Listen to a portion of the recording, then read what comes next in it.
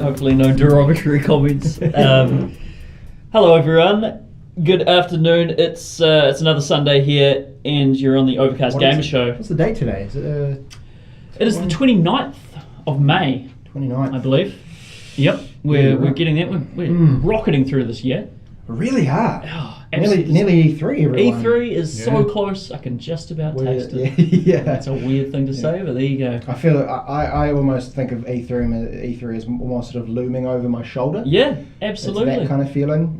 I can't imagine, as much as I'd love to go to E3, I can't imagine going there and being a games journalist because the stress would be insane. Yeah, you have them talking about it, right? And you're just constantly writing down things and being like, oh, hey, EA fucked up again.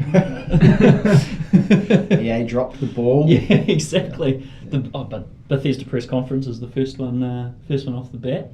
Is that Bethesda this year? Bethesda's the first one that's going to be going. So they're getting into it big time now, after their first one last year. Man, I have utmost faith in Bethesda now after playing what I've been playing. So we'll get into that. But first of all, I think someone's got Ratchet and Clank. Who's been playing Ratchet and Clank?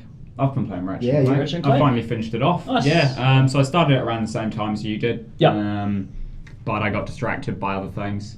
Probably the Overwatch beta. Yeah. So I moved away from it. Was definitely There's no problem about it. And then I just wasn't sure about the timing matching up. But yeah, I got back into it and just finished it off. Solid game. Very Good nice. fun. Yeah.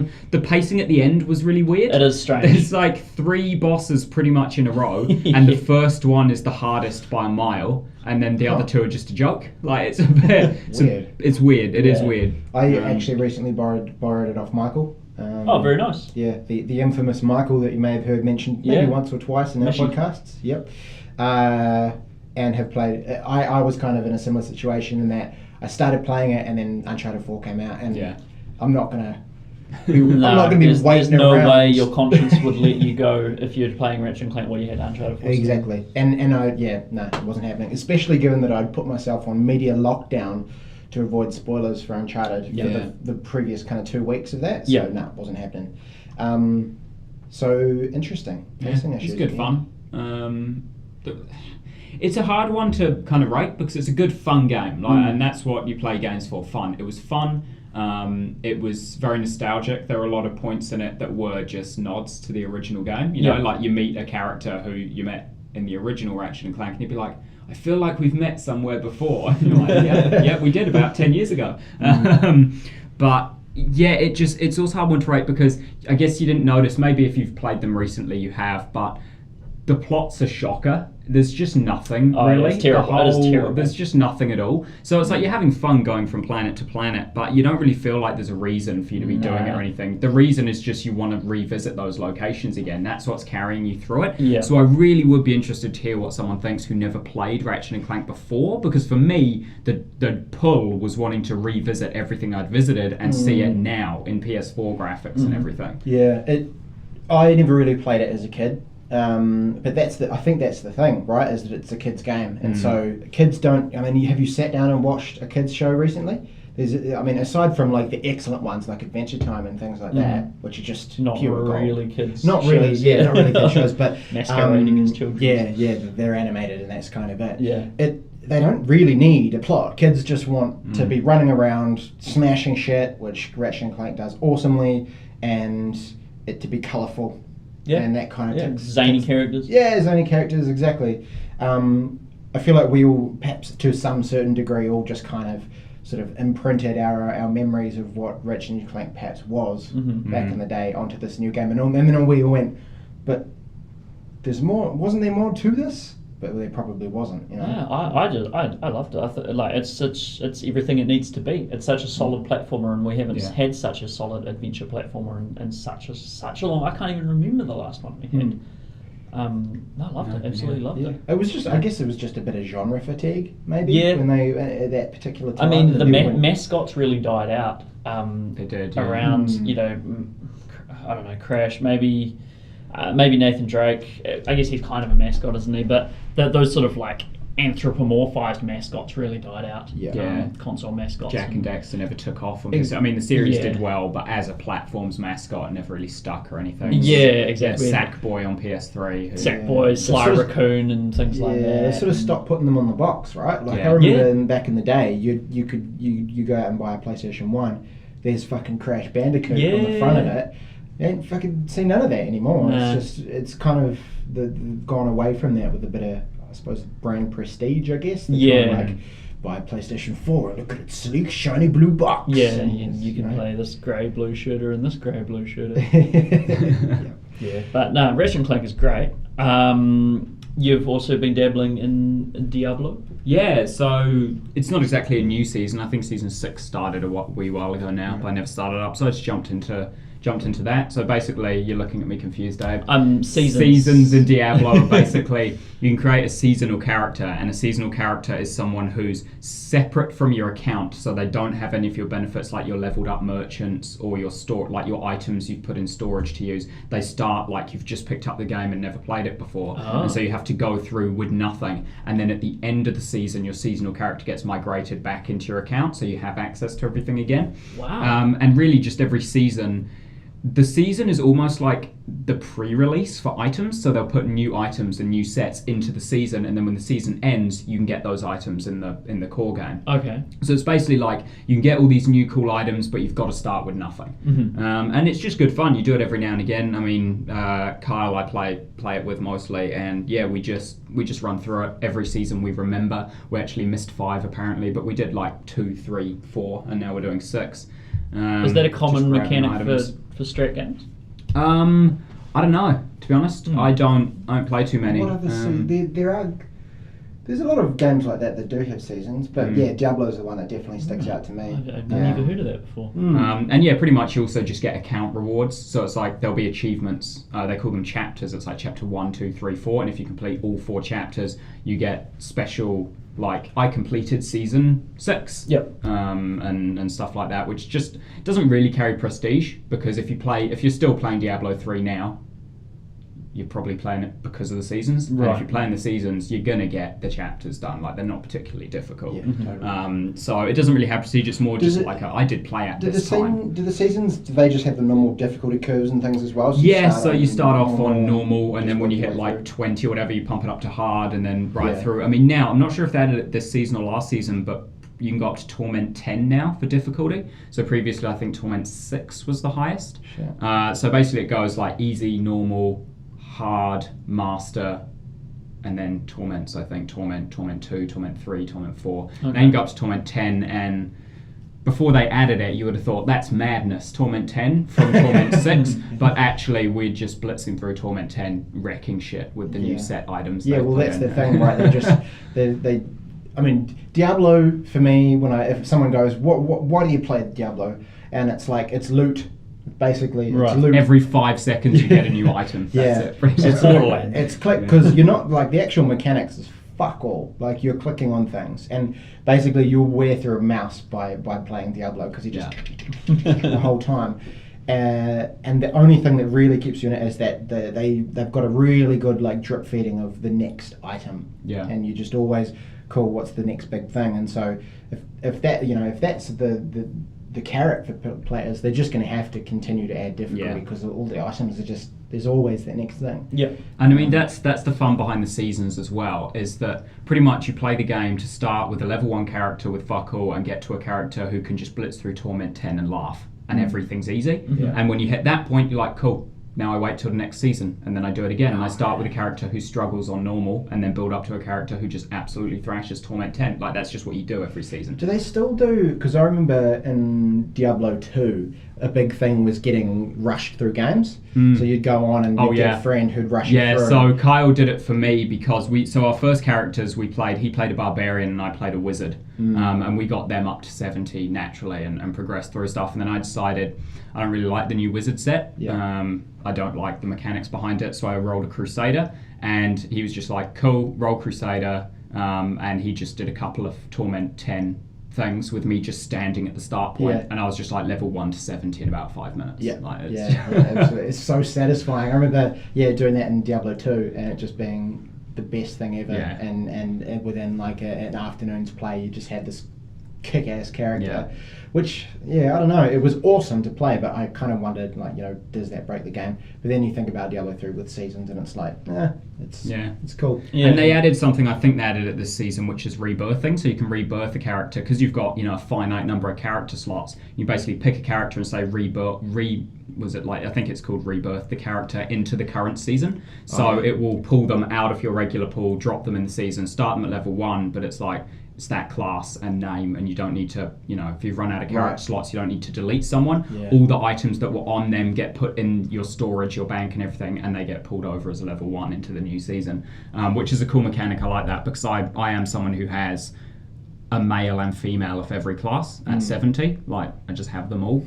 So I was out of character slots. Because I was just going through it. So, each season I'd be like, all right, what haven't I done? Male demon hunter this season. And kind of thing. Until now, I just have them all. So it's cool to just be able to be like, cool, I'm out of slots, but I don't need to delete anyone. I just, who do I feel like this season? Pull them See, I back was over. really looking forward to Diablo 3 when it first came out, and because it had been so fucking long since the previous game, like something like 8 years or something along those lines. Well, the second Diablo was like, what, late 90s, early? Is it that Must long have been ago? early 2000s, Early 2000s? I would say. Yeah, the first Diablo was a hoot too. But anyway, I remember, really looking forward to Diablo 3, and then it came out, and I played through it once as one character, like a wizard or something, and then was like, done. It's because it was broken on launch. The drops and everything didn't work. It wasn't Diablo. Like, you would get items for random classes. It would be like that's true. 5 hours of play before you got a legendary, which, sounds reasonable, but no, in Diablo, you expect a legendary like every rift run. You're like, better give me at least 3 legendaries, you fuck. That's true, actually. I remember and that on there were launch, none. and getting and then, like assassin's blades and things. I'm like, I can't fucking you use that. finally get a legendary drop, and it's for a class other than the one you're playing. And you're like, fuck. So basically, they fixed it so that you get drops for the classes you're playing. When you gamble and like purchase, so there's a merchant that you can purchase random items from. So it's like if you're gambling for them going random chess piece and you get a legendary, that may not be for your class.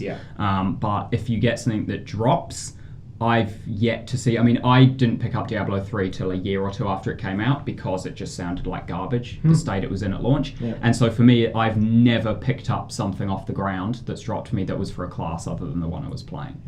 So it definitely seems good now. And the second expansion comes out soonish. So is it because the Reaper of Souls was the first one, right? And then I don't know what the next one's called. I say soonish. I mean in Blizzard terms, soonish. Like they've announced they're making a second expansion. Could be a couple of years down the track. Well, speaking of expansions, Witcher 3 has a phenomenal expansion. The Hearts of Stone. And Blood and Wine very soon. What is it? In 2 days. 2 days. I actually got my emails this morning from the PlayStation Store saying your pre-order has been processed. So very nice. Pumped. I wonder I should check my emails because expansion, and I'm gonna, I have I still haven't finished the base game. I have so much Witcher. Do it. Get into so it. much. What are you doing? Man, you just need to do it. I know. Have you got anything on the go at the moment? Like, have you? I do. Yeah. I do. You doom. Yeah. No, I finished Hearts of Stone. That's really also that phenomenal. Like, there's no point talking about it because we've talked about it to death in the past, and it's the same thing, just the same praise. Yeah, it's so fucking good. It's just, and I'm so pumped for Blood and Wine. I tried to, as I was telling you guys, I was going to try and do hit 39 so that I could put on the full Venomous Viper gear ready for the expansion. Yeah. But all the quests that I had left in my log were grey, so I was getting no experience for them. So I was like, nah, flag it. I will level up from 38 to 39 in no time when Blood and Wine comes out. Yeah. So I'll just chuck it on then. I didn't want to, get fatigue from it, just trying to grind that level. So you're going for the Viper gear? The Venomous Viper gear, level 39, mastercrafted requirement. Cool. I've gone for the Hearts of Stone. Just the feline gear, the cat gear. Mm-hmm. It does everything I needed to. It's Well, I was wearing the maxed out bear gear. Oh yeah. Just but then tanking it. Yeah, but then when the expansion came, when Hearts of Stone presented a new school of Witcher gear, I was like, yeah, why not? It's new. Yeah, I'm excited already. Every time I play that game, I'm like, this is so good. Yeah. This is so good. I remember you talking. I can't remember which podcast episode it would have been, but you were talking about Skellige, and up until Uncharted 4 came out, I remember, in my mind, I was like, if you ask Abe, he'll say Skellige is just the best. I fully dedicated myself to that game, 100%, and I was just lost in it. And But it always happens. New stuff comes out, and I'm like, cool. It's there's the lure of something new. It always pulls me away. If these people could just stop making good games. Yeah, I completely agree. And E3 is just around the corner, so no doubt there's going to be a whole bunch of. I've got an example of a not good game you don't need to dedicate lots of time to if you ever try it out. It's called Who's Your Daddy? Oh, yeah? It's a Steam game? It's a Steam game that Hannah actually found because we were trying to find something to pass the time till Overwatch came out, knowing that was it when that came out. We didn't need anything else. And she found this game, which is a 1v1 game. Who's Your Daddy? One player is the dad, one player is the baby. The father's objective, basically the matches are timed. You don't see the timer, but I don't know, it's 5 minutes maybe. The father's objective is basically just to look after the baby until the mum gets home at 4 o'clock. The baby's objective is kill itself. Oh, I've seen this. Yes. And it can kill itself by eating batteries, drinking bleach, turning on the bath and just drowning itself, throwing itself into the swimming pool. There was a pretty great one where I pulled gasoline all over myself and then pulled a candle on top of myself and just ran around on fire. And it's a funny game, but it's so broken. It's so broken. I mean, for starters, when the baby wins, the game doesn't end. It says baby wins and then just sits there stuck on that screen and you have to quit the game. If the dad wins, it goes daddy wins, quit or rematch, and it comes up properly. If baby wins, it says baby wins, nothing happens. Then 2 minutes later, when the timer runs out, it replaces the screen and goes daddy wins, quit or rematch, because it's like mummy got home even though the baby's lying there dead in the middle. Oh god. It's a funny game. It's almost like, I mean, I didn't pay for it. We went to a website where you can bypass things such as paying to obtain things. And it's not something I feel bad about because it wasn't a finished game. It's just not something you should be paying for in the state that it's in. But it's good laugh for 2 hours or so. I mean, that first time when you're running around as the dad and you're like, fuck, I don't know how to do anything. And I picked up a hammer and I was like, better put this somewhere where the baby can't get it. Put it on a glass table, but I didn't put it on the glass table apparently. I used it to smash the glass table. The baby fucking crawls out of nowhere and eats all the glass and then dies. I was like, what the fuck is happening? How does this game work? But yeah, it's really like you play it for a couple of hours and then you're done. Like it's really not worth. Like it's one of those games where if you want to look at something briefly and not have it, run your life or get thoroughly absorbed into it, use your daddy. One and done. Yeah, pretty sounds much. like Goat Simulator. Yeah. It actually, weirdly enough, reminds me of a movie I watched yesterday. Have you guys seen Room? Room, like the relatively new. Yeah, the relatively new. I haven't. I've been wanting to see it for ages. Oh, I should definitely check it out. It's the creepiest thing, and it makes you wonder what's going on with the world that kind of stuff happens. It's the one where the girl and her son are locked in a room for like 7 years or something. Yeah. It's she won Best Actress at the Oscars. Yeah, she did. I can't remember her name off the top of my head. Oh, no, me neither. But anyway, just check that out. Excellent. All right. Yeah, good recommendation. And the only other thing is Overwatch. Yeah, just fuck about Overwatch. The podcast is obviously it's being recorded slightly later today because of Overwatch. We've done a review. We've done a review on Overwatch. So if you want to know about Overwatch, go and have a listen to that. And if you're interested in the RNG aspects of the loot boxes at all as well, I put up a video about that last night. That's true. Yeah, there's 50, open which is actually quite good. Like I watched it this morning and was kind of. It's weird though because like I'm. Again, from like a Diablo sort of school of thought where I'm like, I want weapons and I want to do something to make my character like better. But it's skins. It's like, oh. Well, there's some pretty funny stuff. I mean, Junkrat hitting himself in the nads, classic. I have a chuckle every time I see that. If you're not even into Overwatch, you should definitely check that video out just for that little bit. Like your reaction to that is brilliant too. It's a similar pleasure. I've been hunting down videos online of people. Do you guys know that store Goodwill in the States? It's called Goodwill. It's like a second-hand store kind of thing. And I've been hunting down people's live Goodwill finds. So they'll go into Goodwill and they'll find like, Crash Team Racing or something. Oh yeah. For like $2 and they'll lose their mind. It is so glorious because I envision like that's exactly what I'm like when I go into a cash converters. I'm like, the world is my oyster. There could be anything in here. Yeah, like, absolutely. Oh my god. There inevitably isn't, but there could be. When you first go and you're like, last time I went into cash converters, I got God of War 2 for $12. I was pretty happy with that. Non-platinum version. My as well. one find in a cash converter was actually something we played on the stream, Mario Party 2 on N64 for like $6. Very nice. Yeah. Long after N64 games are available anywhere, so I was like, wow, what? I don't even know anything about this game, but I'm buying it. But yeah, anyway, I think the first thing that I've been playing, and you've also been playing, Reagan, Uncharted 4 multiplayer. Yeah, it's cool. It's really fun. Yeah, really I mean, fun. we played the open beta, and I realized that I liked it, but it's really good. It is. It's good fun. The thing about it, I think, is that like you get in there and it's just like any other kind of online multiplayer where at the beginning you're not going to be amazing at it. Yeah. But it's not the kind of like frustrating, smashing my face against a brick wall type stuff that you'd get from something more competitive like, COD or whatever. Like COD, yeah. Yeah, the learning curve is very gentle. Yeah, absolutely. And so, like, within, like, maybe a couple of hours play, I was sort of, rather than being bottom of the fucking rung or, bottom of our team every time, I'm up in first or second kind of thing. Same as me. That's really satisfying. Like, I've never had that before on an online shooter, so it's good fun. And, like, they mix in all the mechanics with, like, swinging about the levels and all that kind of stuff really well as well. So definitely check it out. And the new patch actually that came out recently has made it a lot better, I found, for just connectivity. That's good. Yeah, I found I was being dropped a little bit. I was being dropped quite a bit. I have shite house internet, so that's to be expected, but I was being dropped quite a bit. The issue I was always having was it would say, player found or whatever in the lobby, and there would be 12, and then all of a sudden they'd all disappear. That happened a couple of times as well. Yeah. What happened to the 12 we just had? Well, this patch is, from what I can tell, solely multiplayer. Okay. So it goes a long way to fixing a lot of that stuff. Yeah. And my wait times went down, and way better connectivity. So that's awesome. Yeah, some of the best moments I've had in that game are just when you round a corner and there's 5 enemies with their backs to you, and you just massacre them.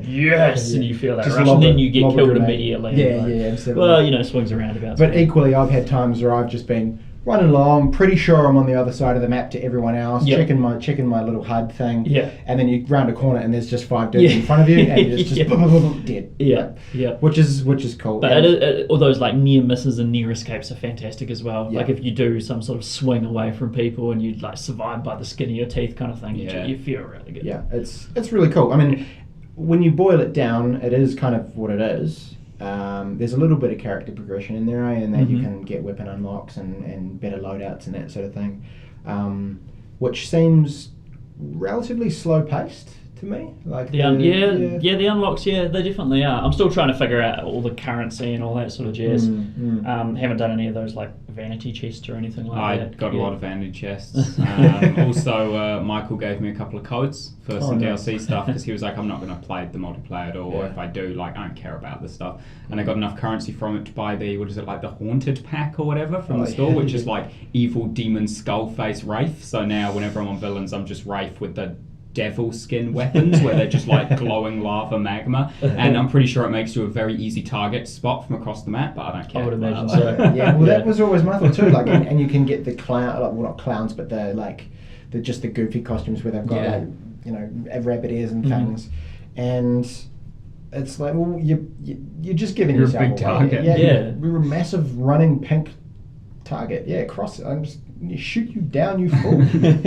I've got a real love for games at the moment that are just really simple, and either there's no story or there's a very minimal story, and what I do is I just generally put on a podcast and I'll listen to that while I'm just playing it. And I love it because I'm like absorbing all this podcast goodness, and then like film podcast or video game podcast or whatever, and then just having a blast playing Uncharted as well, and I'm not missing out on anything because it's just there's some cool sound design stuff and that in there, but I don't play it like that all the time, and I've heard a lot of that before.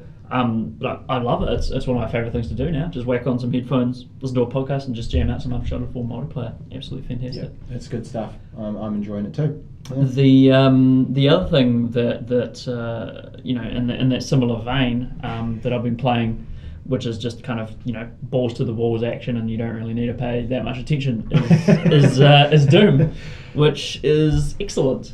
Is it? So when you say you don't need to pay that much attention, there's not much challenge involved in it? You're just running about and... I mean, there is challenge, but it pretty much comes down to spam the button as fast as you can, shoot the demons as fast as you can. You might make a terrible decision and you'll die, you'll be back in the game like immediately kind of thing, give it another shot. The story is so like not even there. There's a lot of winks and nods to them just not giving a toss about story. Yeah. Like someone will be talking to Doom Guy, little VO thing will come in and be like, "Hey, you've got to get to the satellite relay," and Doom Guy will just start like destroying something, like while the guy's talking to him, and he's just like, he doesn't care, I don't care. Like there's cool little winks and nods, like right at the start of the game. That's pretty good. You wake up and you're killing demons within like 10 seconds. And you go into the next room and there's like this little LCD screen and this guy starts talking to you. He's like, "Hey, you got to get here." And while he's talking to you, the Doom Guy grabs the screen and just goes smash against the wall, and then it's just like, and then it just gives you a shotgun and tells you to go to hell. Yeah, amazing. It's so good. It's a lot of fun. I haven't touched the multiplayer since the beta, but I've probably was pretty arse, wasn't it? It wasn't terrible. It was just really like there was nothing special Doom. about it whatsoever. The multiplayer wasn't Doom. No, it wasn't Doom. Because Doom had multiplayer, and it was not that. No. But I wouldn't say the multiplayer was ass. It was just really mediocre. There was like nothing special about it at all. It was just real run of the mill. Yeah, I can imagine it would be hard for them to take the formula that is Doom and make that into, because you want to feel quite powerful in Doom. Yeah. You want to be able to just fucking rampage through these, like, festering beasts. Yeah. If you're in multiplayer, maybe they can't quite translate it across. Yeah. But I don't know, was that kind of what was the biggest, like, downfall of the multiplayer? I don't know. It just doesn't feel like it has a personality, really. It just feels like a carbon copy of something else. Right. I feel like if you consider the amount of time and resources that would go into developing even just a multiplayer section of a game, they could have used that team for something much better. Like, why did the multiplayer section have to be your standard deathmatch 5v5 multiplayer? Why couldn't it have been 2v2, where the main objective is which team kills the most demons out of just a million demons running around everywhere, but also if you come across each other, you can kill each other, and that gives you a buttload of points as well. Like, why did it have to be that standard everyone's fucking sick of it 5v5 deathmatch? If you want that, you buy COD. You don't buy Doom. You buy Doom because you want Doom. You want just running around massacring shit. Yeah. So what they should have made a multiplayer mode that was still the essence of Doom, but as an online multiplayer, I feel. And We just have that option, right? Yeah. It was a different team It's that just worked weird. on the multiplayer as well. It wasn't Ed, it was someone else. Because you think about modes and games. Was it? What game is it that has the zombies thing? Is that? That's COD. Call of Duty. COD, yeah. Call of Duty World of War. That's been really, really successful. People fucking love zombies. Yeah. And that would have essentially been like, hey, you know what? Zombies is pretty much the perfect fit for Doom. It is. Like, that would have been great. But you know what? The multiplayer doesn't matter at all because the single player has enough replayability. It doesn't even. It's got. So it does. It's deep. Yeah. It's got That's like cool. it's got legs on it, kind of thing. Like the single player is linear as you would expect, but it's like I was talking to someone the other day and they described it very well. It's wide linear.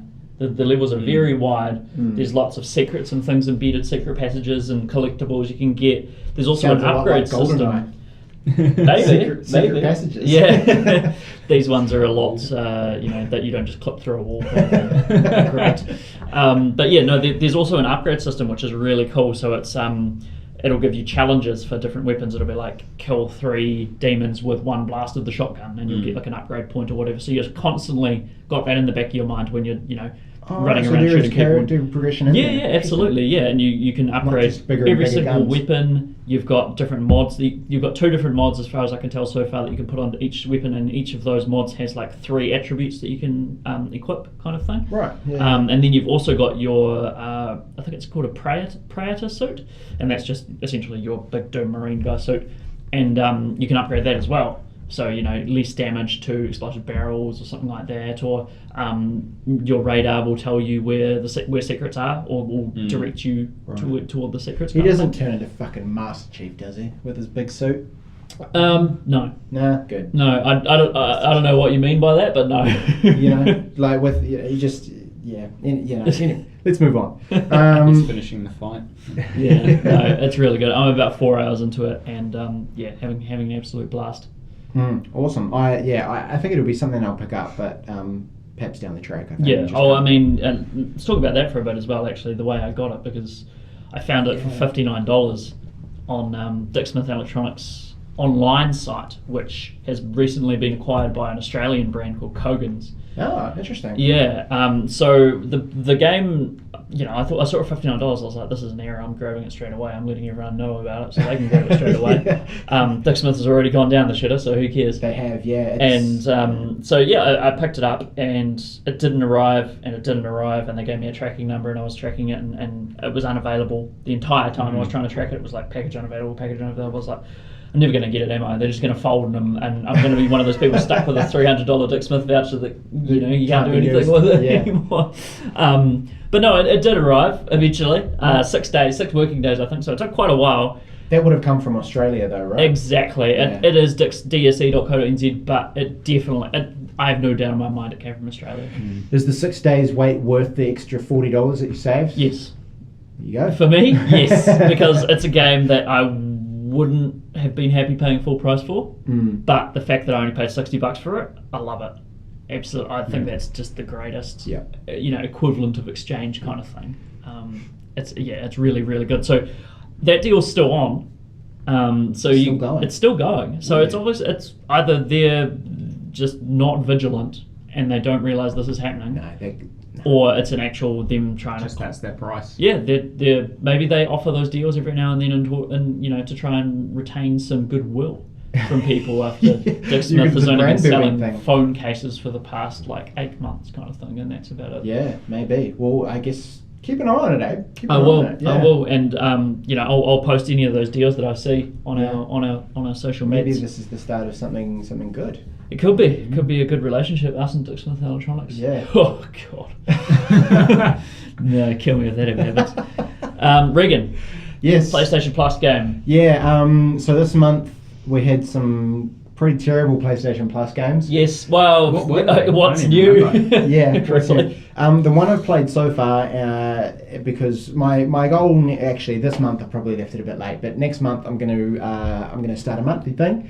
Where I'm going to play all of the PlayStation Plus games for PlayStation 4, and I'm going to let people know what the story is. Yeah, and whether or not you should. You're willing to pay $11.95 per month for potentially? Well, I pay it anyway. I just have I have a rolling over, so it's all good. And I feel like I can do, a bit of a public service there by letting people know whether it's worth the download. Yep. And if it means I have to spend kind of 5 hours a month playing the worst games ever made, then that's cool. I'll tell you what, the average time I've spent playing a PlayStation Plus game, probably around 1.5 to 2 minutes. How long does it take to add it to your library without downloading it? Because that's my interaction with PlayStation Plus. Add to library in case I hear good things down the line and I can download it. Well, the only one this month that I've played is Tropico 5, which is essentially a Civ building game where you take up the role of a dictator. So you're Fidel Castro. Essentially, yeah. It's filled with borderline racist tropes of people, your advisors are crooked and they have terrible accents. And essentially your job is to build an island nation through various eras. So start in kind of the colonial era. Your first job is to break away from England or whatever superpower it is, work your way through the world wars into kind of modern times and essentially as you do it, slowly siphon off money into your Swedish bank. Maintain a flourishing communist regime. Exactly. So, which is quite good. So it's interesting because one, it doesn't play particularly well because those games never really play that well on console. No. It's always really clunky and there's menus and that just doesn't really work when you've got a controller in your hand. Yeah. So that's the first thing. Two, on the positive side, there's just enough kind of little quirkiness to kind of make it a little bit interesting. It's still quite limited and with the clunkiness coupled together, I want to try and find something positive to say about it. So I'll say that there is a bit of quirkiness there, which kind of makes it a little bit fun. But the thing that really broke this game for me was the awful fucking soundtrack. What are we talking? We're talking sort of pseudo salsa. Wow. Just the most horrendous kind of. There's kind of almost electronic elements that they tried to mix in there, and it's repetitive and it's. Oh, I had to turn it off. I'm picturing it. If you can do that with sound in my head right now, and I can imagine. It was terrible, and it was loud, And no, I tried turning it down. That wasn't enough. Turned the whole thing off. But then the shitty thing was, then as soon as I turned the shitty music off, I realized how shitty the other sounds were. So if you're in the early stages of building your society, the loudest building is the docks, and so basically wherever you are hovering over your town, you just get this incessant noise. There's like of the bells docks. and stuff. Ding, ding, ding. Cranes moving and shit, and it's just like, just stop. Like at one point, I actually, because you've got a massive island and you start with it like your little town in one kind of corner of the island, the noise got so bad that I just hovered my way over to the other side of the island where all I could hear was like nature sounds, and I went, it's kind of nice. It's kind of good. It's a mechanic. Yeah, and then you have to keep yourself and then erect. went back to the town. Awful, just awful. Like they ruined their game. There could have been some good parts, but man, that soundtrack just terrible. So the only PlayStation Plus game I've played this month is Tropico 5, and don't bother. Well, I tell you what, I renewed my PlayStation Plus subscription so I could play Uncharted 4 multi. Nice. So I might have to delve into this. I don't understand what the obsession is. Xbox does it as well, just with bringing games that are clearly PC games. Like the mechanics and everything are built for a mouse and keyboard, and having that input realty in front of you and being like, now you can do it with a controller if you hold down 6 buttons at once to bring up some weird menu that you then navigate with a thumbstick, and then release 2 of the buttons to access the sub menu from there. And it's like, no, just leave it. Sounds like it's not even worth it. Full stop. It's funny that you make that as an example, because that's sort of what you do in Tropico 5. You've got to there's 2 kind of sub menus that you can access by holding L2 or R2, and then you use one of the shape buttons to get into those menus. And then it switches, once you're in the menus, to L1 and R2 to tab through the different things, and then you use the D-pad.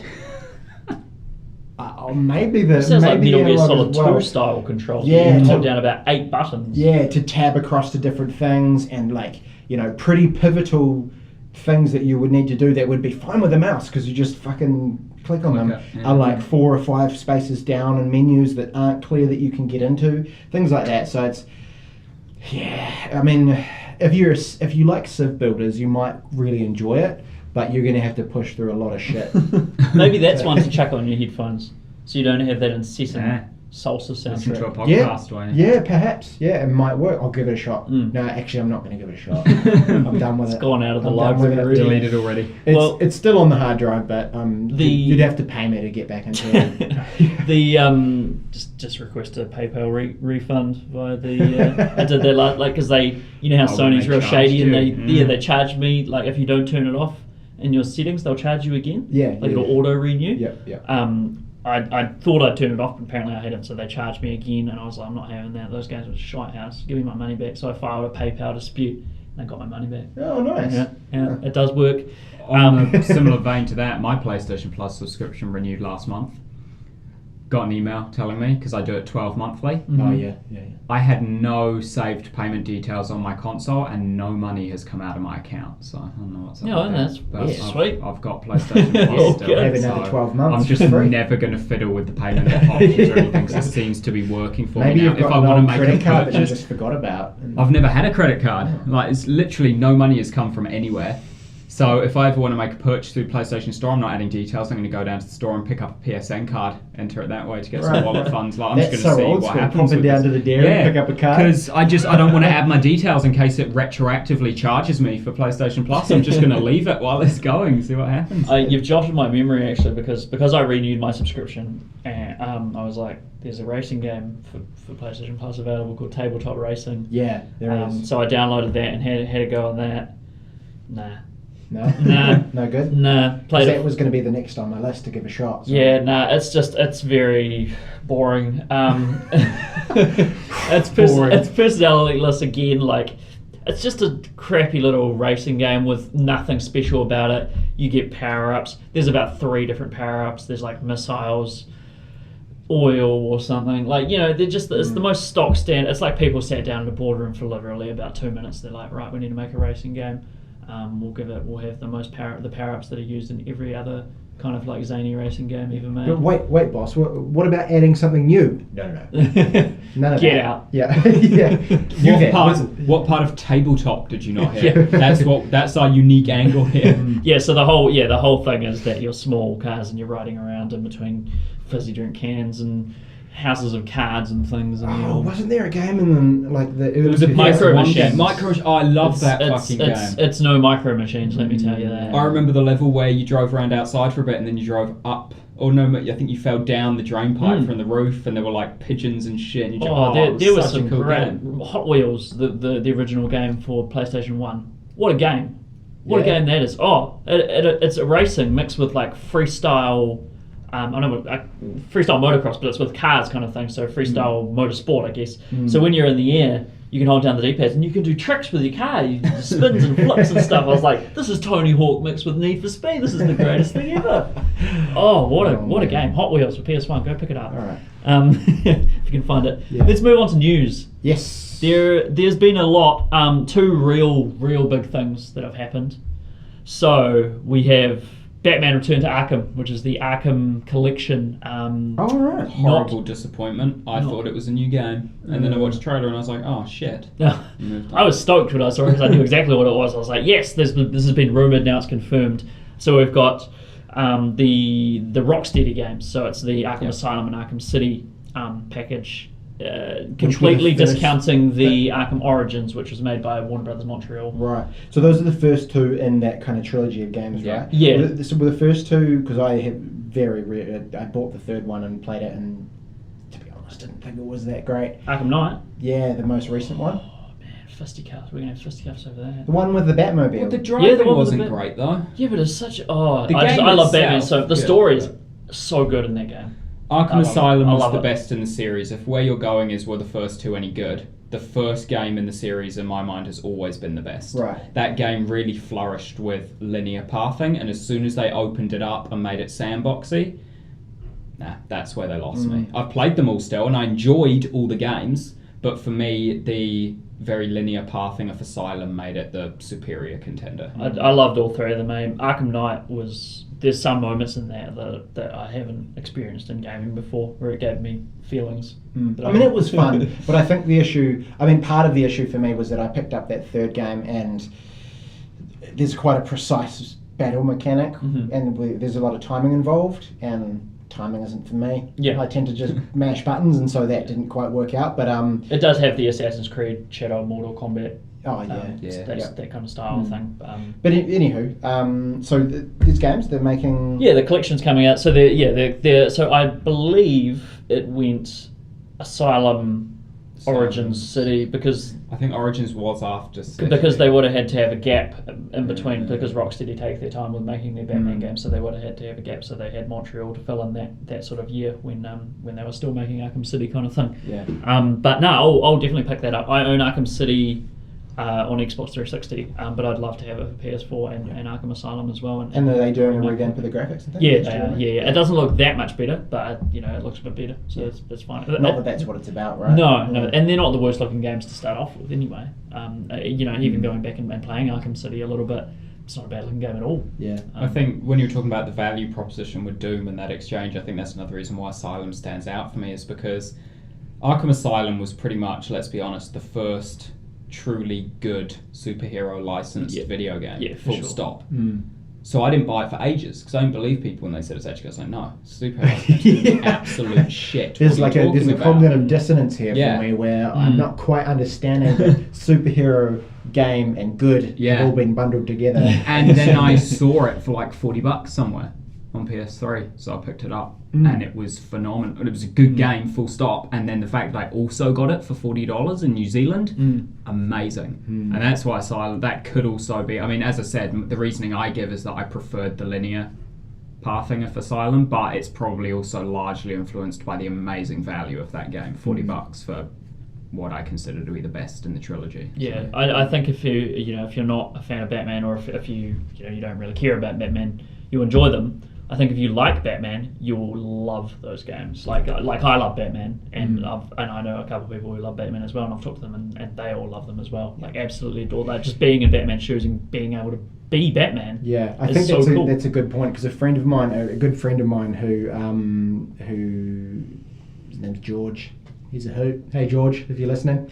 I remember when he got those games and he was loving them. He was just like losing his shit over them. And I watched him play, and he's that kind of character where he loves Batman. Yeah. He just fucking loves Batman. So I get it, but I guess the Batmobile shit ruined it for me. You should try Batmobile to know the Scarecrow scenes in the first game was up there. Yeah. Like for me, top 10 moments in games. Wow. The Scarecrow scenes from there's some Arkham really Asylum cool will be stuff up there. that They're they do. really cool. There's a lot of points in that game where you are questioning, like, is this a hallucinogenic scene or is this actually happening? Right, of course. It's the game in recent memory that introduced a sort of idea where you'll look at something, you'll turn around and you'll look at it again, and it'll be different, or something would have changed. Like it's that they're really so there's creative real with sort that of sort like of stuff. psychological. Oh, thriller type absolutely. stuff in there. Yeah. And I mean, did you finish Arkham Knight? Yeah. Like there was a lot of stuff in that. Like towards the you won't go into spoilers, but towards the end when there's a massive was so cool. massive change kind of thing, like that blew my mind. I was like they just really understand Batman, like what makes him tick. So good, yeah. But yeah, anyway, that's coming out 26th July. So that's Batman Return to Arkham Collection, and I'll be picking that one up. The other big piece of news that we have that you'll probably be pretty happy about, I would imagine, No Man's Sky has been delayed until August. Has it been confirmed? Yes. Because what I it has been read, confirmed. it was that there were rumours. There were rumours that it had been delayed 3 days. Right. Those were false. It's been delayed a month. I'm happy it's been delayed because it means when it comes out, maybe it'll be more than just scanning plants. Right. Well, we're not going to get into that, but the delay, it's interesting. It makes me a bit more worried than I was about it for sure. Yeah, I mean, is this the first delay? This is the first delay. Yeah. Because before they just never had an announced date. I mean, delays are generally good because they have more time to work in their game and make it the best they can. And when Sean Murray released his statement about that, that's pretty much exactly what he said. As you would. But at the same time, I'm not too sure that maybe they were just playing their game and they're like, there's really not that much here. Maybe we need to put. Maybe that's always that little voice in the back of my head. We were listening to that podcast and that Balthazar guy fucking called it. We need to put more. But I shit can't in imagine. that. Like that's the thing though. Is like they can't be adding massive mechanics in a month. Like that, no, it's just not at all. So it'll just be polishing. It's going to be it's going to be polishing. Maybe some balancing. Yeah, or perhaps because I do remember maybe a month or so ago I saw an interview or read an interview or something with Sean Murray. He was like, at the moment I'm trying to finish the game to see if it's even possible. Mm-hmm. So maybe they got to the point where it's like nearly going to be a release date, and they thought, fuck, we can't make a game that you can't finish. Like, so maybe they've pegged it back a bit. I don't know, but they could. That'd be interesting. Too much content. Yeah. There's a really good. If you don't know about Sean Murray or you don't care about him, I recommend going and YouTubing unfiltered Sean Murray interview. I won't tell you which gaming company it's by because they're awful company and they do shite content. This content is surprisingly really good, and it's mostly just because you're hearing Sean Murray speak his mind. Yeah. It's really, really good. It's about an hour long. Highly recommend. Yeah, but I'm okay with it. I mean, when you think about recent delays, I think of Naughty Dog and Uncharted, and Naughty Dog can do no wrong, so everyone's like cool. Yep. And I want to at least try and extend that same kind of olive branch to definitely games. Hello Games. I mean they've unfortunately lost out on their E3 hype. I was happy because I was like there'll be E3, and then literally like less than a week later No Man's Sky will be coming out, and we'll keep the hype going kind of thing, keep it moving. And but they've probably made that they wouldn't have made that call lightly. They would have set this initial launch date with that in mind, and I think it's pretty cool that they can go, you know what, if it's not ready, it's not ready. Yeah. And if it's gonna, you don't want to be another like Driver Club where you release a game that isn't perfect on from the get go and have the launch be shit. Yeah. I'm okay with it. I wish them Definitely. I mean, if as you said, they couldn't put too much weight behind just the overflow hype from E3. Yeah. Essentially, they need to just sit back and accept the fact that if their game is good, it'll do well. Itself, and so it's going to be much more harmful for them to release it in a state that they don't feel is fully polished than it is for them to just pull it back a month and lose a bit of hype, which frankly they won't lose because people who are hyped probably already pre-ordered it. Like they're probably already going to get it anyway. And any publicity is good publicity. We're sitting here talking about it right now. Yeah, exactly. And we're here trying to defend their decision to like, even me, I'm on their side pulling it back, even though I'm not excited for the game. They must have had a damn good reason, and it's definitely would have been more damaging for them to try and meet that original date and force themselves into that timeline than just be like, look, it's better to just have this time. Yeah, Sean's just one of those guys who really, he makes me see game devs as people. Yeah.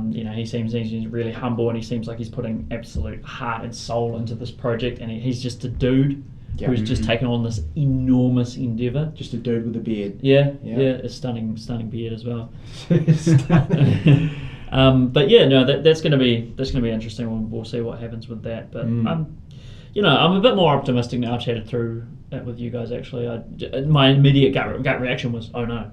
When I saw that, I was like, oh god, what's happened here? It'll be fine, man. Don't worry about it. I mean, it's going to come out, and it's going to be whatever it is. And like, I don't think an extra month delay is really going to affect it, given the amount of delay, hyping that's been happening up until now, and just the fact that it's such a unique idea and a unique game. I don't think it can flop. Based on what we've had so far. No, I think there's like a whole subreddit dedicated to it. All the PlayStation, majority of PlayStation people are on board, kind of thing. PlayStation community is incredibly passionate. Like maybe the most passionate community out there. Like they let you know when they don't like something. Like the PlayStation community, in both a good and a bad way. Sometimes obnoxious, but great bunch. Yeah, absolutely. We love them dearly. Yeah. But E3, that is so soon. It's ridiculous. Now, we're going to do a full-on E3 episode, but I just wanted to get your guys' really quick thoughts on. Do you think it's going to be a good conference? Like, is it going to be the same as? I mean, last year was something we haven't seen for a long time, which was they did what people wanted, which was The Last Guardian, which was Final Fantasy VII Remake, which was Shenmue 3. Or some people wanted Shenmue 3 as a Kickstarter. Some people somewhere bit underhanded, bit underhanded with that Kickstarter. Yeah. But yeah, well, what do you guys think? Like with everything in the works, do you think this E3, has what it takes to I think my big thing, and the thing I'm interested to kind of see about is how they use this to leverage and hype VR. VR, Because obviously that's going to be the big thing. It's going to be VR. You're not going to be able to walk to the loo without hearing something about VR at the C3.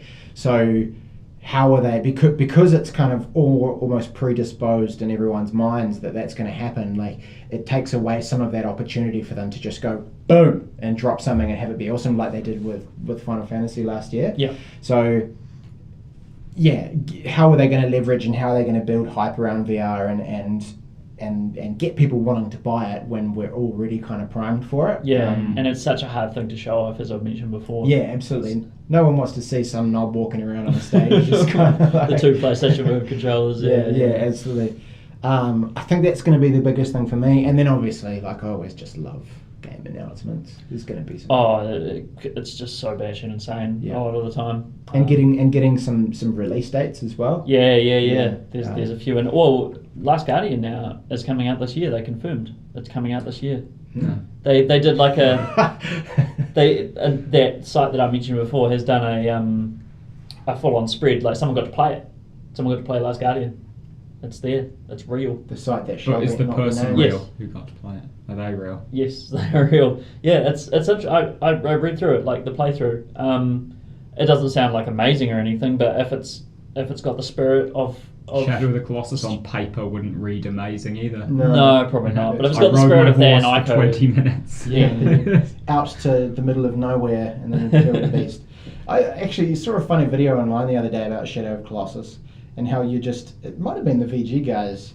Oh, you just basically, there's no reason for you to kill all the Colossi.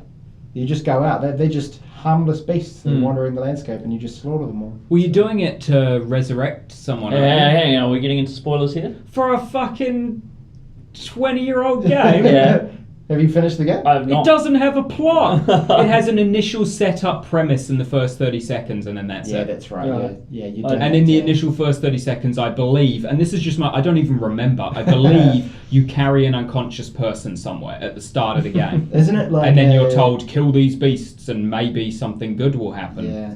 And that's it. Like, that's the setup for the game. Awesome game. I own it on PlayStation 2. I managed to buy it from Video Easy. Why have you not played it? Dude, you need to play it. Yeah. I bought that and Ico. They were both available there. Oh, that's that combined set. I bought both of them. Oh no, it's they're both on. He PlayStation bought them 2, both on like, PS2. So I don't have a yeah. PS3 Yeah. so I bought them on PS2, and I haven't got around to playing them because all freaking PS4 games keep coming out. Nah, Fucking go and them. play it. Go and play Better it. than most PS4 games. Ico not so much because it's Escort Quest the game. Still a good Yeah. game, but Shadow definitely play that shit. Yeah, I played a bit of Ico, and Ico has hit shadow monsters with sticks while holding someone's hand. Yeah. In fact, you should just go now. Yeah. Just go. No, honestly. We'll finish the Go play it. podcast. It's that kind of game. It's awesome. But yeah, for me, VR, definitely VR, and just more games. Yeah. Release dates. Give it to me. Red Yeah. Dead and I'm almost certain. I'd quite like to know when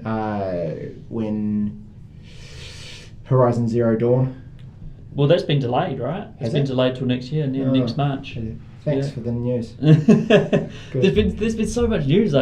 Things that I don't even remember being news. Yeah. It's in the last 2 weeks kind of thing since we did the last podcast. What about you guys? E3. I want something for Mankind Divided, the new Deus Ex. Oh yes, It was announced, and then there's not really been any. Like, there's been a few recently. There's been a couple of trailers coming out, but they're weird. They're like dev diaries and stuff like that. There's still not been just a cool. This is the fucking game that's about to come out at the end of the year. Was Mankind Divided the one that did that weird pre-order thing where? Augment your Yeah, pre-order yeah, that yeah, they yeah. canned because everyone was like, "What the Yeah, fuck what is this? this? What is I don't this?" understand." So essentially, depending on how many people pre-ordered, It had tiered unlocks. rewards would be given. Oh, It was very strange. It was like a Kickstarter merged with just a general purchase of a retail Interesting. game. so everyone was like just trying to start this kind of. It's a cool like I get from a marketing It's perspective. interesting, it's but an I interesting have idea. zero faith in my fellow man. I mean, it's one of those that it was really bizarre, and they just scrapped it in the end. They also let you choose your pre-order. So basically, instead of being like, I will pre-order the collector's edition, and so I'll get a hat and a DLC. Aiden or Pierce's something. iconic hat. Yeah, and some DLC, or I could get the Ultimate Edition and get different DLC and a different hat and a shirt or something. It's like, no, you pick what things you want to get with your pre-order. So you'd be like, cool, I just want the digital content, so I'm going to pre-order the game and choose the DLC pre-order bonuses. Or I just want the physical content, so I'm going to pre-order the game and the physical pre-order bonuses, and then your price and your pre-order would change based on what you choose to get with it. Oh, yeah, that's cool. It's interesting. Massive backlash, and it's not happening anymore. Yeah. Now you can just pre-order the standard edition, and that's it. Get what you Internet paid for. says no. Internet, But yeah, no. Honestly, I can't think of what's coming out soon, or at all. What's stuff that's been announced that's coming out that I actually really care about, other than Mankind Divided, because I love the original Deus Ex, and I even loved the one that wasn't as good as the original. Can't even remember the name. There's Invisible War was the second one. No, the one on PS3. Oh, Human Revolution. Human Revolution. Yeah, I even enjoyed nowhere near as good as the original Deus Ex, but still a very fun, solid game. So I'm quite pumped for Mankind Divided, and that's what I want, a cool trailer or a release date or something. My only memory of the original Deus Ex, because it was very, very Half-Life-y, if I remember correctly, was that you could save state. And I saved state right as I was being killed.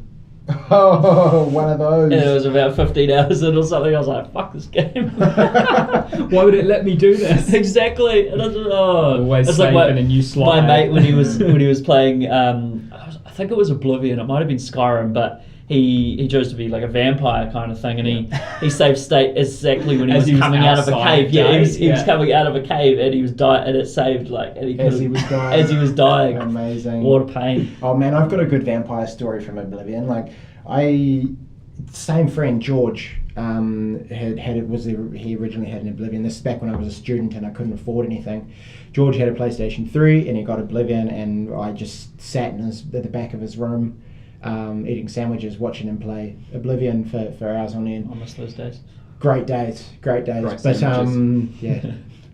eating sandwiches. And I was like, this is great. And so when he finished it, I was like, cool, can I borrow your copy? I could borrow his copy. And I didn't really know anything about it other than this, this was the kind of game it was. I'd never heard of Morrowind, I'd never played it. Went into it, started playing the game, got in maybe, X number of hours through, 20 hours through or whatever. And George was like, cool, yeah, man, I'll come around and I'll have a look. And I had my character. And, remember on Oblivion, you went to the pause screen, it showed you that portrait of your character. Yeah. Or it showed you your character. And he was like, what the fuck's up with your character, man? Like, why? Look how shit it looks. And then he's like, hang on, go to a menu, and I had somehow picked up vampirism and was a vampire, or was about to turn into a vampire without knowing. And I was like, I don't know what's happened. Like, what's going on? He's like, did you not know you could turn into a vampire? I was like, what? So yeah, I sat down on a dirty toilet seat in an inn somewhere and picked up vampirism and didn't know, and then when I saw it noticed it, my guy was like haggard and gaunt and like clearly something wrong with him. Yeah, just hadn't noticed. So that really got me with Oblivion. I was like, oh man. I pretty much hated fantasy games before Skyrim. Like I never really played them, and I really despised them. That's funny because Skyrim killed fantasy games for me. Oh, well, when Skyrim came out, I was looking into it and I was like, this actually looks all right. And my flatmate bought it, and from then on, when I was at work, he'd play it. When he was at work, I'd play it. We just took turns just playing it constantly. And I was like, I really like fantasy games now, apparently. Well, there you go. Yeah. But why did you hate it? It cut back so much from previous Elder Scrolls games. It simplified them so much that it was just like, I mean, it's harsh to say it killed fantasy games for me. It killed the Elder Scrolls, like my hope for the future of the Elder Scrolls series, because it went the same way as kind of Fallout did when Bethesda took it over, where they just overly simplified everything and were like, we need to make it so that a baby can pick up a controller and win this game. I've literally seen babies play Skyrim online. It's interesting because that's all the reasons I love those games, because they're simple RPGs. I'm like, I can actually get into this. And that's just the difference of play styles and what you want out of a game. When I play something, if I want a simple experience, I can just dive in. I don't look at a fantasy RPG. I expect, just from historical experiences, I expect a fantasy RPG to be ridiculously in depth and me spend hours navigating menus to make incremental statistical changes to my character and stuff. Absolutely, it's like you think about Morrowind, where there was no map, and you'd go, cool, tell me about this quest. Go north until you hit this rock, and then go east. About that. And then travel north. You'll see a sign. If you see a wooden shack, you've gone too far. Dude, that's really cool. It was awesome. And so it's kind of what you're getting at there is that they went from that, and then Oblivion came along with they pulled back a little bit, but I think they still did a good job at keeping it right on that balance. And I personally, Oblivion's my favorite.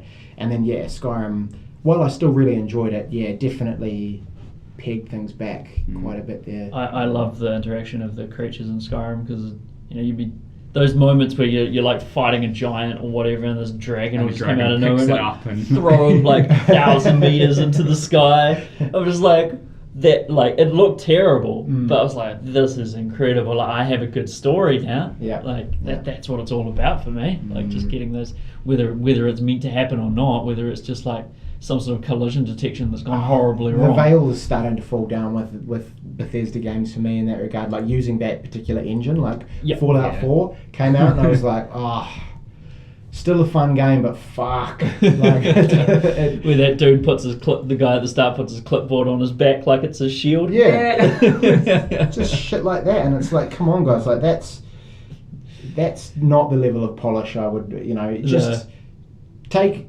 another year or two to bring out the next game and just rework your engine. Just make it look current. Yeah. But anywho, Anywho. That's our E3 rant anyway.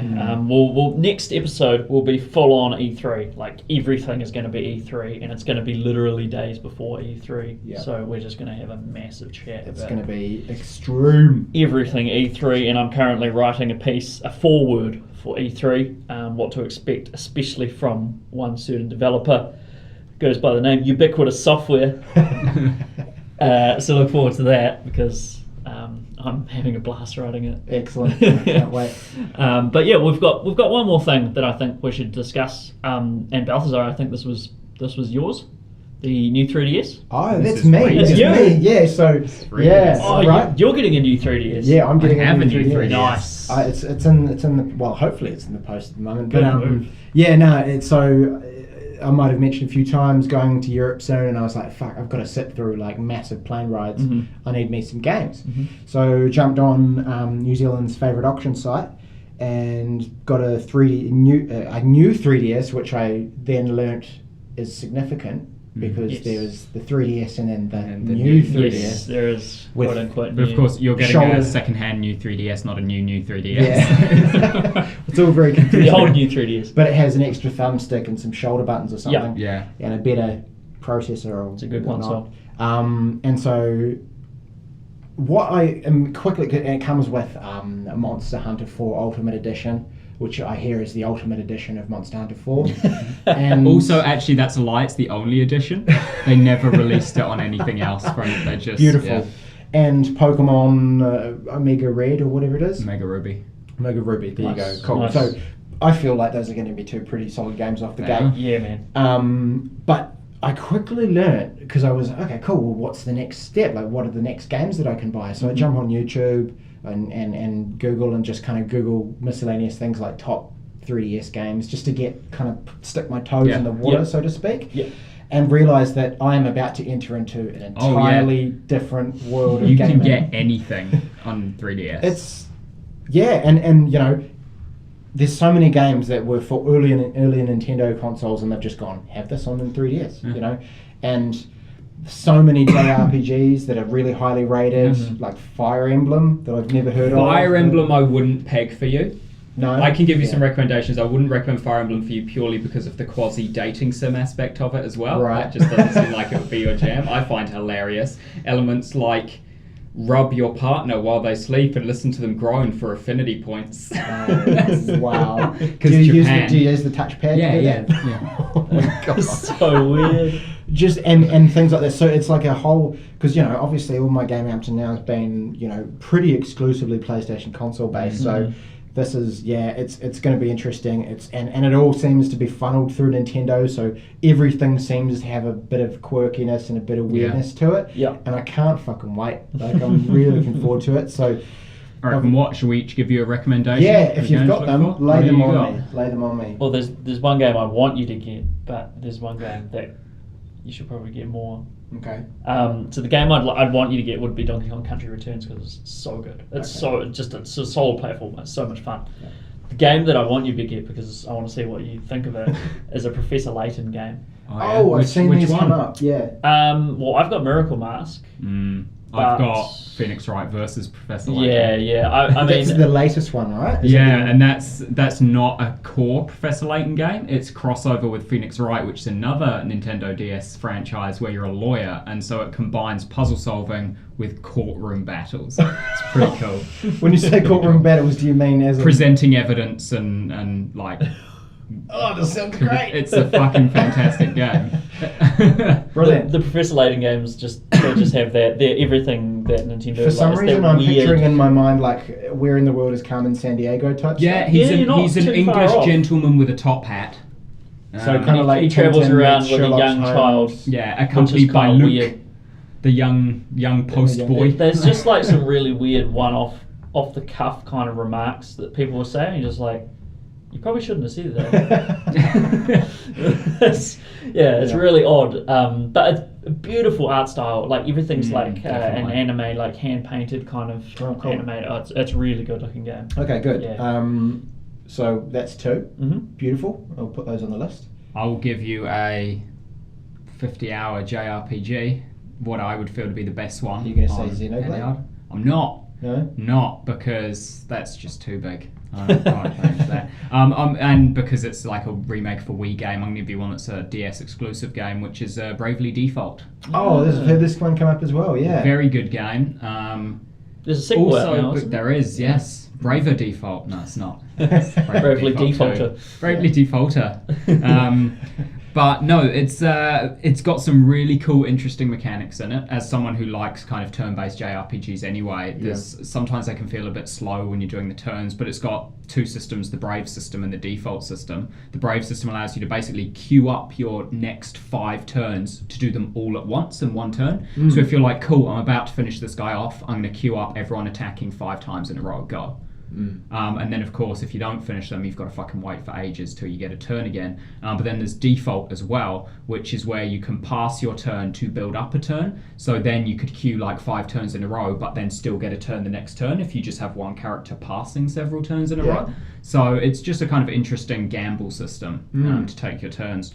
But I like that it's titled after its battle system. Yeah, that's excellent. But yeah, no, it's a solid game. It's got old school JRPG style classes where you basically everyone starts off as something, so a thief or a fighter, but there's like 100 classes in the game, and you just swap them. So you're just like, cool, I like these characters best, but it turns out actually this character has a secret passive if they're this class, so I'm going to make them this. When you assign that class, they drop down to level 1, so you've got to level them up again, but they have kind of it's like that old school job systems. And I also want you to get it because I'd be interested to see how you react to a point about a quarter of the way through where something happens and it's 50-50. Half the community are like, this is really cool, I like that they did this is really interesting. It changes the second half of the game and your perception of how the game plays out. The other half are like, what a load of fucking shit, and never finish the game. It probably turns into a dating sim. It doesn't turn into a dating sim. If it did, I would recommend Fire Emblem because that's a good RPG dating sim. But yeah, no, Bravely Default. If you're going to pick up a JRPG on 3DS, I recommend that one. Cool. Sweet, well, there you have it. I'm also thinking I'll just get all the Zelda games as well, because I've done Ocarina of Time, Majora's Mask, Wind Waker. Link Between Worlds is a really good 3DS. They've got all of those on there as well, so yep.